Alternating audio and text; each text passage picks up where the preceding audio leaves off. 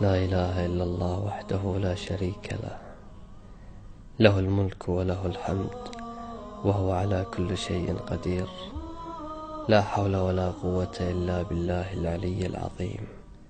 سبحان الله والحمد لله ولا إله إلا الله والله أكبر.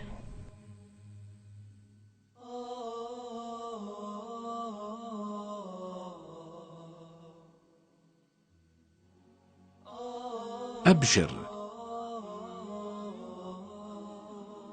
عن أبي هريرة رضي الله عنه قال: قال رسول الله صلى الله عليه وسلم: من قال حين يأوي إلى فراشه: لا إله إلا الله وحده لا شريك له، له الملك وله الحمد وهو على كل شيء قدير، لا حول ولا قوة إلا بالله العلي العظيم، سبحان الله والحمد لله ولا إله إلا الله والله أكبر، غفرت له ذنوبه أو خطاياه وإن كانت مثل زبد البحر.